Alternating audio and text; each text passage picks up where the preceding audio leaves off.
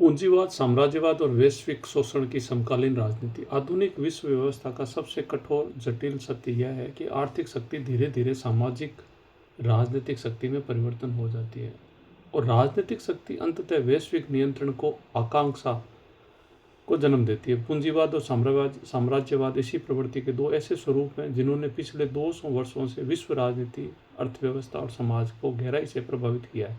पूंजीवाद मूलतः वह आर्थिक व्यवस्था है जिसमें उत्पादन के साधनों, उद्योगों और बाजारों पर निजी स्वामित्व होता है तथा लाभ कमाना उसका प्रमुख उद्देश्य बन जाता है। प्रारंभ में इसे प्रगति, नवाचार और औद्योगिक विकास का माध्यम माना गया, किंतु जब यही व्यवस्था अत्यधिक धन संचय, संसाधनों पर एकाधिकार और श्रम का शोषण का साधन बन गई, तब इसे असमानता और वैश्विक विषमता की खाई को अत्यधिक बढ़ने लगी है। साम्राज्यवाद पूंजीवाद का वह राजनीतिक विस्तार है जिसमें शक्तिशाली राष्ट्र अपने आर्थिक हितों की रक्षा के और विस्तार के लिए कमजोर और विकासशील देशों पर प्रत्यक्ष और अप्रत्यक्ष नियंत्रण स्थापित करते हैं।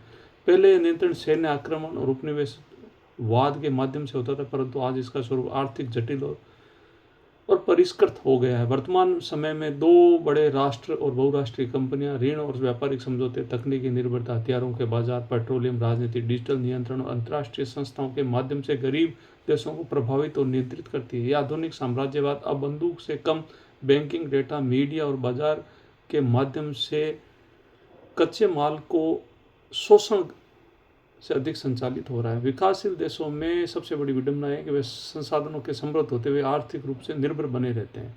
बाजार उनको चाहिए खपाने के लिए तैयार माल और कच्चा माल उनको सप्लाई चेन को बनाए रखने के लिए। अफ्रीका, एशिया और लैटिन अमेरिकी देशों में अनेक देशों में प्राकृतिक संसाधनों का दोहन अंतर्राष्ट्रीय कंपनियों द्वारा किया जाता रहा है, जबकि स्थानीय जनता गरीबी, बेरोजगारी और शिक्षा से संघर्ष करती रहती है। शक्तिशाली राष्ट्र कमजोर लोकतंत्र, मानवाधिकार और विकास के नाम पर हस्तक्षेप करते हैं, किंतु वास्तविक उद्देश्य अक्सर उनके आर्थिक और सामरिक हितों का सुरक्षा करना होता है। अंतर्राष्ट्रीय मुद्रा कोष, विश्व बैंक और वैश्विक व्यापार संस्थाएं भी कई बार ऐसी नीतियों को बढ़ावा देती है जिनसे गरीब देशों की आत्मनिर्भरता कमजोर हो जाती है। वे ऋण तथा आयात की जंजाल में अर्थव्यवस्था में फंस जाते हैं।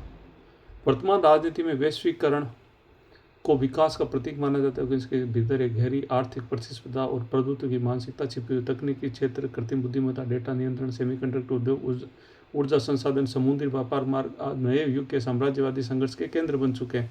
शक्तिशाली देश अपने उद्योगों और मुद्रा को सुरक्षित रखने के लिए वैश्विक नीतियों को प्रभावित करते हैं, जबकि गरीब देशों के सस्ते श्रम उपभोक्ता बाजार के रूप में उपयोग किया जाता है।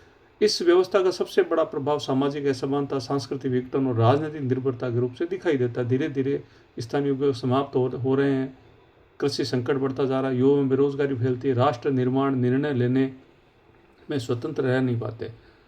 अतः आज आवश्यकता केवल आर्थिक विकास की नहीं बल्कि नैतिक, आत्मनिर्भर और संतुलित विकास मॉडल की है, जहां मानवता, न्याय और समान अवसर को लाभ और वर्चस्व के ऊपर रखा जाए।